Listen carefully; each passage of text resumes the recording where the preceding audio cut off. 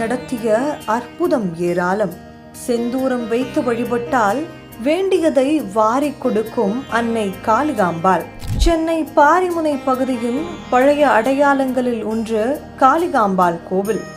ஆரம்ப காலத்தில் காளிகாம்பாள் கடற்கரை ஓரமாக ஜாலியாக காத்து வாங்கி கொண்டிருந்தாள். தற்பொழுது நெரிசல் மிகுந்த தம்புச்செட்டி தெருவில் வசித்து வருகிறாள். காளிகாம்பாளை தரிசிக்க ஏராளமான பக்தர்கள் தவம் கிடக்கின்றனர். இந்த கோவிலின் வரலாறு சற்று வித்தியாசமாக இருக்கும். ஆங்கிலேயர்களின் வருகைக்கு முன் வங்கக்கடலை ஒட்டி ஒரு சிறிய மீனவ கிராமம்தான் இருந்தது. இந்த கிராமத்தினரின் கடவுளாக காளிகாம்பாளுக்கு அவர்கள் செந்தூரம் சாத்தி வழிபட்டு வந்தனர். இதனால் சென்னியம்மன் என அழைக்கப்பட்டார்.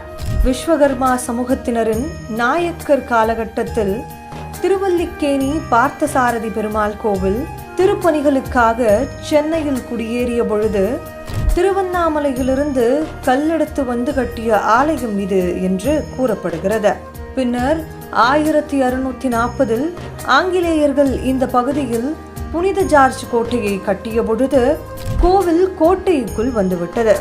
இப்படி கோட்டைக்குள் வைத்து வழிபட்டதால் கோட்டையம்மன் என்றும் ஒரு பெயர் இவருக்கு உண்டு. பொதுவாக காளி என்பவள் சூலம், கட்கம், கபாலம் முதலியன கொண்டு கோபரூபத்துடன் இருப்பவளே காளி என்று சொல்வார்கள். ஆனால் நம் அன்னை ஸ்ரீ காளிகாம்பாளின் ரூபம் சற்றே உன்னிப்பாக பார்த்தால் அன்னை அழகு கொஞ்சும் திருமேனியுடன் தாயுள்ளம் கொண்ட அன்னை ராஜராஜேஸ்வரி போன்று அழகாக இருப்பதை காண முடியும். அன்னையின் திருமேனி அன்னை ஸ்ரீ லலிதா பரமேஸ்வரியின் ரூபம் கொண்டது. ஆனந்த வாழ்வளிக்கும் அன்னை வேண்டுபவர்களுக்கு வேண்டியதை அளித்து ஆனந்தம் நல்கிறாள்.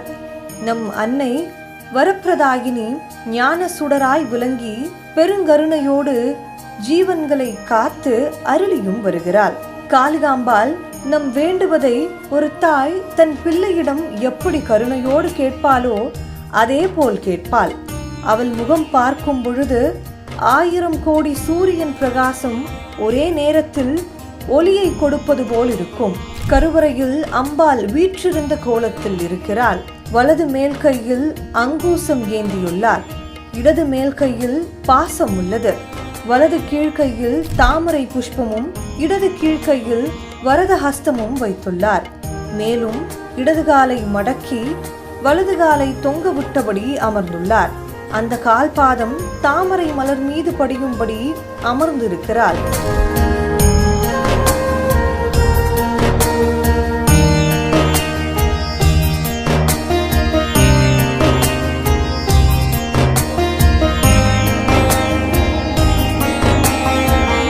அம்மனை வழிபட ஏராளமான பக்தர்கள் தினம்தோறும் வந்து கொண்டே இருந்தனர்.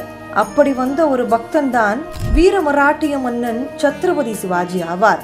1677 சென்னையை நோக்கி படையெடுத்து வந்தார் சத்ரபதி சிவாஜி. அப்பொழுது சென்னையின் ஆளுநராக இருந்தவர் ஸ்ட்ரேயின்ஷாம் மாஸ்டர். அவர் ஏற்கனவே சிவாஜியின் வீரத்தை பார்த்திருக்கிறார்.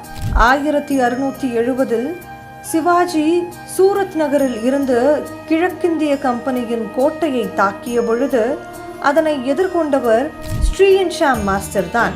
தனது தென்னக படையெடுப்பால் வேலூர், செஞ்சி, ஆற்காடு ஆகிய பகுதிகளை கைப்பற்றிய சிவாஜியின் அடுத்த குறி சென்னை தான் என்று பரபரப்பாக பேசப்பட்டது. இதனால் மெட்ராஸ் வாசிகள் அடுத்து என்ன என தெரியாமல் அச்சத்தில் உறைந்து போயிருந்தனர். இப்படி நிமிடங்கள் திக் திக் என கடந்து கொண்டிருந்த நிலையில் 1677 மே மாதம் 14ஆம் தேதி சிவாஜியின் தூதர் ஒருவர் புனித ஜார்ஜ் கோட்டைக்கு வந்தார். சத்ரபதி சிவாஜி சில விலை உயர்ந்த கற்களையும் விஷமுறிய மருந்துகளையும் கேட்பதாகவும் அதற்குரிய பணத்தை அளித்து விடுவதாகவும் அந்த தூதர் தெரிவித்தார். ஆனால் ஆங்கிலேயர்கள் பணம் எதையும் பெறாமல் சிவாஜி கேட்ட பொருட்களை அனுப்பி வைத்தனர். சிவாஜி சென்னையை தாக்காமல் இருக்க எந்த விலையையும் கொடுக்க அவர்கள் தயாராக இருந்தனர். சில நாட்கள் கழித்து மீண்டும் சில கோரிக்கைகளோடு திரும்பி வந்தார் சிவாஜியின் தூதர். இம்முறை வாங்கும் பொருட்களுக்கு உரிய விலையை கண்டிப்பாக கொடுக்கும்படி சிவாஜி வலியுறுத்தியதாக கூறினார். ஆனால் அந்த கோரிக்கையை ஏற்க முடியாதென மிகவும் பணிவாக மறுத்துவிட்டார்கள் ஆங்கிலேயர்கள். இதனால் ஆத்திரமுற்று சிவாஜி சென்னை மீது படையெடுப்பார் என எதிர்பார்க்கப்பட்டது.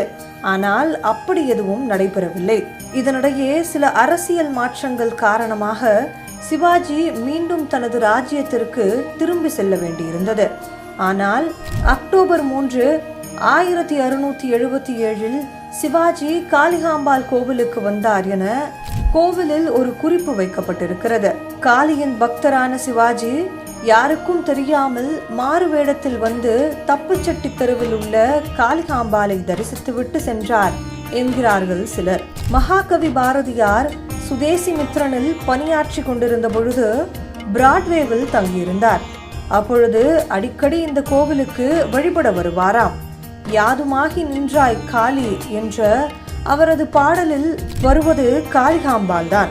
300 ஆண்டுகள் கடந்து இன்னும் தனது அன்பால் சென்னையை எந்த புயலும் வெள்ளத்திலும் காற்றிலும் ஏன் சுனாமி என்ற பெரிய பேரலையிலும் சென்னை மக்களை பாதுகாத்தாள் அன்னை காளிகாம்பாள்.